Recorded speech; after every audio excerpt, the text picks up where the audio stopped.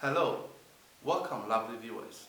It is your brother, Ike Frimpong, the teacher, and I am the teacher for today.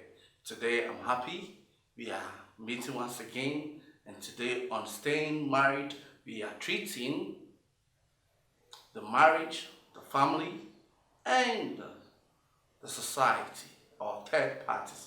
We are treating the marriage, the family, and society or third parties. Welcome again to my channel. Subscribe to the channel, hit the notification button so that you will continue to see new uploads as and when I upload them.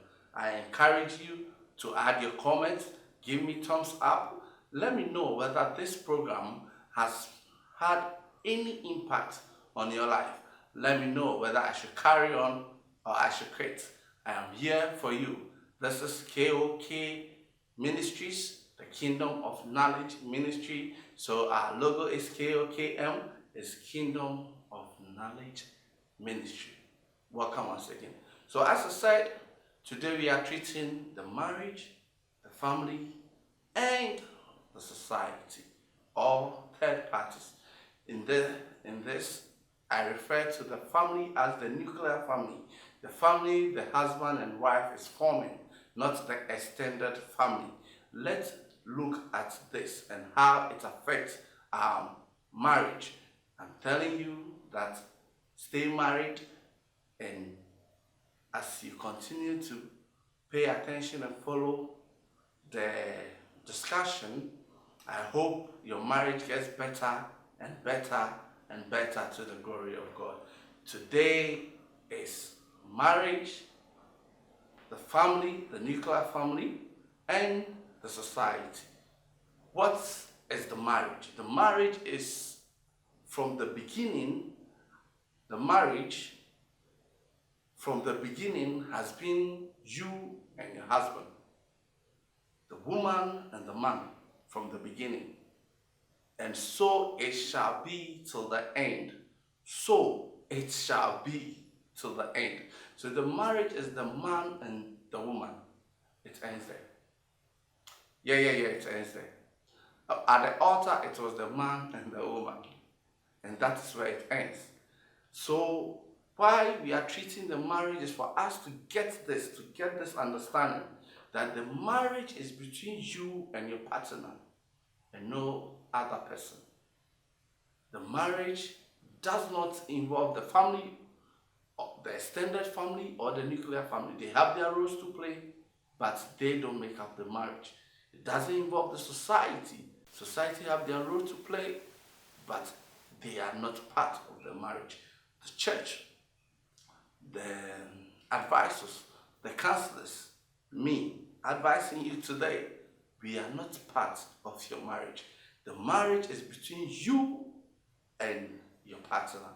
So let's always have this in mind and know that because the marriage is between me and my partner, the marriage being between you, the two people or the couple, means that it depends on you to survive or to dissolve. For the marriage to survive, it depends on the man and the woman. For the marriage to survive, it depends on the man and the woman. For the marriage to dissolve, it depends on the man and the woman.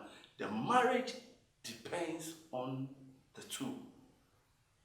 No other person but the two. So influencers or third parties who are speaking into the marriage, they are a distraction. They are negative energies. Whether they are giving us bad advice or good advice, if it does not tune to the marriage or how our marriage has been set up, then they are becoming a nuisance to the marriage. The marriage is between the man and the woman, and from the beginning to the end, it will depend on the man and the woman. The decisions and the choices we make in the marriage, how third parties influence the marriage, how friends, society, family, extended family, in-laws influence the marriage, how the church, the doctrines, the preachings, influence the marriage. The marriage from the start has been between the man and the woman, and it will end with the man and the woman. The marriage basically depends on you. That's what I'm saying. Yes, it depends on you. It depends on you and your partner and no other person. You two must make it work. You two must take decisions and make choices. You two must love each other and care for each other. You two must be able to identify the need of each other. You two. The marriage depends on you two. Therefore, we must pay attention to the marriage. We must pay attention to the marriage. Sometimes we lose focus and we lose attention on the marriage. And the marriage drifts away. The marriage drifts away. The marriage depends on you and your husband. The two of you must take decisions together. The two of you must make choices together. The two of you must be there for each other. The two of you must pay attention to each other. The two of you must observe each other. The two of you must take each other's need as yours. The two of you must feel each other's pain. The two of you must be there for each other. The two of you. When we lose this focus and we lose this fact, we tend to think that the introduction of children into the marriage means that the children are part of the marriage. Children are part of the family. The family never breaks. Now I'm moving to the family. The family never breaks. The man, the woman, and their children will forever be the family. If the marriage breaks, the family does not break. Why? Because you two, including your kids, shall always be seen to be one family. At an occasion, let's say a graduation, if the man who has divorced the woman, both of them, the man, the father and the mother, comes to the graduation and their child comes between them, and anyone the child will introduce them to will say, this is my mom and this is my dad. And that person will tell the friend that, look, that is Kwame's family. The family will never break. The grandmothers will forever be the children's grandmother. The grandfathers will forever be the children's grandfathers. Whichever side they are shall forever be grandfathers. They shall forever belong to the man's family. They shall forever belong to the woman's family. The family never breaks. The children are part of the family, and therefore we must care for. They are our responsibility, and we must ensure we have their good faith, and we therefore will do everything to keep them and protect them. We are responsible for them. The decisions both of you are taking is for their own good and for the comfort of the family. I love my kids, and I love my marriage. And therefore, I work on my marriage as well as I apportion time to take care of the kids. Most of the time, I hear the stories of women saying their men start to cheat when the children come in and the women are busy. Why are the women so busy? They are so busy with the kids that they neglect their husbands. I am a husband and I am a father because I have a wife and I have kids. You are a woman and a mother. That means you are a wife and a mother. You are playing two roles in the home or in the house. I am also playing two roles in the house. So when the children come in, what will usually happen is that all concentration shifts from the husband and wife to now the mother and father. And because the attention has shifted to playing the mother and father role, the mother takes charge of her responsibilities. The man also discharges her responsibility as the father. After they have done this discharge, you realize that the mother rather spends much time with the children. The husband is left alone in the case where the child is a toddler, the husband is left alone, neglected. He feels not part of the family. Neither does he has a wife. He is only a father in the house. Today I entreat you, treat not your partner as only a father or only a mother in the house. And sure that in all your efforts, you play this dual role, the father and the husband. So you are a father to your kids. So you get home and your wife says, honey, we need A, B, C, D. It's a well noted. Then after the children have slept, you go and say, wifey, come closer and let's chat. Come and let's have fun.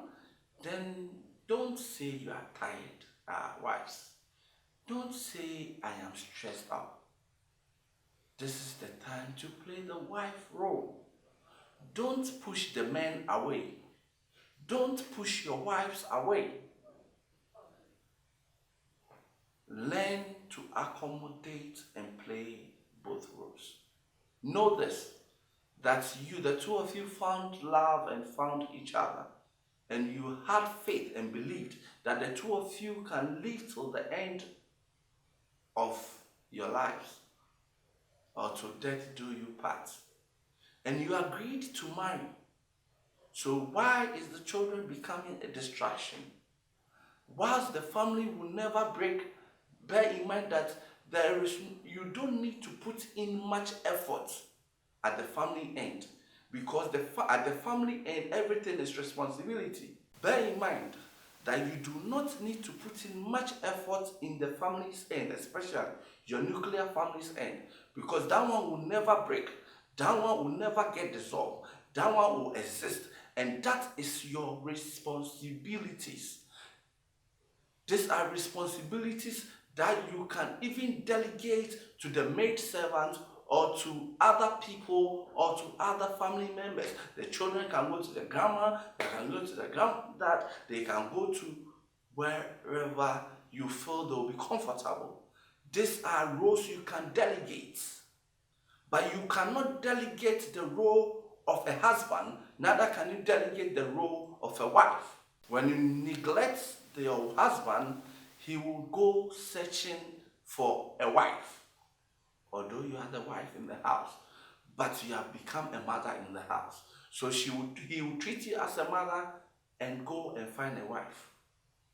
When you become the father of the house and your concentration is being the father and father role, and you neglect your wife, she will go and find a husband, because the man in the house is only a father. Let's learn to work on the marriage, because the marriage needs a lot of effort. The marriage takes a lot of work. The marriage needs a lot of energy to make it work. But the family doesn't need that much effort. The family doesn't need that much energy. The family's energy, effort, and everything, you don't need to overstress yourself to meet the needs or to get the family working. But with the marriage, it has so much difficulties. It has so much problems. Therefore, we need not to neglect each other. We need to have each other's emotions, feelings, and needs met. We should not neglect the father and mother role. Neither should we neglect the husband and wife role. It is very important. I hope you have a clear understanding of these roles, and it is something you should always have in mind to work towards. The marriage is a daily affair. The marriage needs daily observation. The marriage needs a lot of effort, and we have to put it in to get it to work. This is a human institution, and it is difficult because people are making assumptions all the time, and people are looking for solutions all the time, and there is always threats outside. There is always threats to the man. If he's not chasing a woman is chasing him. So there are threats all around, and we need to keep an eye on the marriage, because that one can break. And when that one breaks, then we say there is a broken home. A broken home, yes, but not a broken family. My brothers and sisters, when the marriage breaks, it affects the family, yes, but does not destroy the family. The bloodlines have been set. The concept of the blood being thicker than water will forever bound the family. And therefore, we must pay attention to the marriage. If you are now joining us, you are on KOKMinistries, Kingdom of Knowledge Ministries, and this is your teacher, GK Frimpong. I am very happy to be here with you. I encourage you to subscribe to the channel, hit the notification button, let's get talking. Let me know what is on your mind. Let me know what you are thinking about. Let your questions flow so that I can answer them and help you stay in marriage. This is Staying Married. This is where we help couples to keep the marriage going. Now, let's talk about society, the extended family. Society and the extended family is also important. We need them. It's not like they are not needed, but they are third parties. Their opinions do not directly apply in the marriage. Every marriage is unique. You'll learn that one day. I'll treat that one day. Every marriage is unique. The marriage being unique doesn't mean that it is very, very distinct from what exists. No. What it means is that whatever exists must be weighed, researched into, thought of, and before brought into our marriage. Because ours is unique, and whatever we are picking outside is coming from unique and different couples who said it worked for them.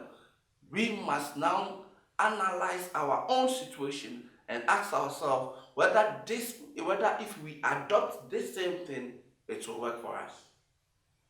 We must do that analysis. We can't just pick from society, bam, into the marriage. We will break it. If you are convinced that a situation working for a brother will work for you, you have to discuss it with your partner. Or apply it in a manner that will suit your marriage. Don't go and force things on the marriage. Don't go and take advice from third parties and come and implement it in full. We must weigh the options. We must look at our own unique situation and see how we bring in other opinions, other advices, and other counselors. I advise you to stay blessed. I advise you to keep supporting this channel. Share the video if it has been a blessing to you, and let's get talking. See you again next week. Ciao.